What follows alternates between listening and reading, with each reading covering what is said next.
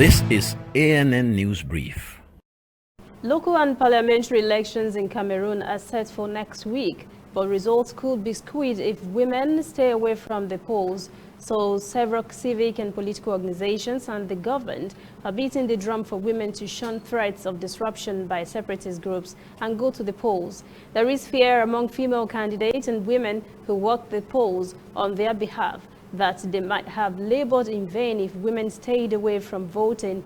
Special campaign rallies by representatives of non-governmental organizations and government ministries have been going to ginger women to vote. One female candidate, Alvin Yinda, says male candidates would have an unfair advantage should women be absent at the polls. Efforts by NGOs and political parties have swelled the ranks of women candidates to 42% in the race. Cameroon President Paul Biya called the elections in November. Women delegations led by more women in politics and NGO have visited towns and villages since then to encourage females to run for political office.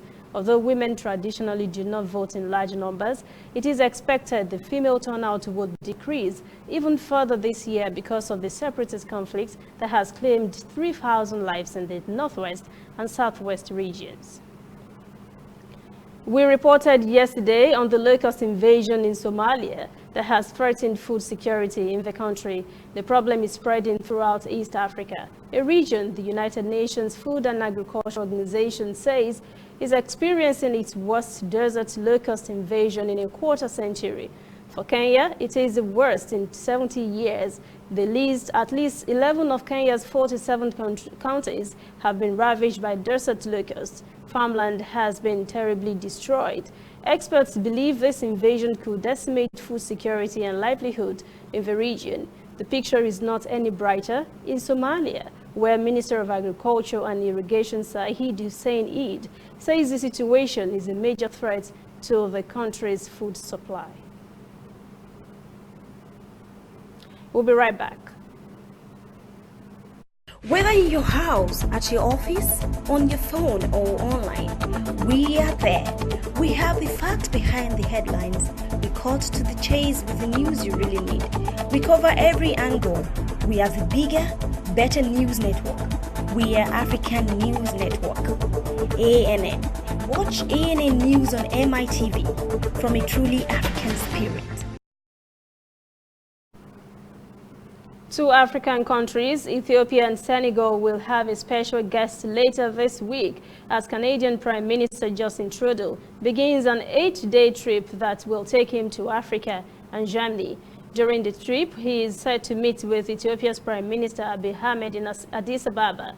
He will also attend this African Union summit in the city, where he would meet with world leaders before traveling to Dakar for a meeting with Senegalese President Macky Sall. Trudeau's office has released a statement that defined the focus of Trudeau's trip to include climate change, economic growth, advancing gender equality, and promoting democracy. Trudeau will be accompanied on the trip by Canada's Minister of Small Business, Export Promotion and International Trade, Mary Ng, and her trade delegation to promote trade and investment opportunities between Canada and Ethiopia. It is expected the same theme will be repeated in Senegal. That is the ANN News Brief at 11. For details on these and other breaking stories, visit our website, annafrica.news. Conversation continues on our social media platforms, Twitter, Instagram, and Facebook at ANN Africa TV.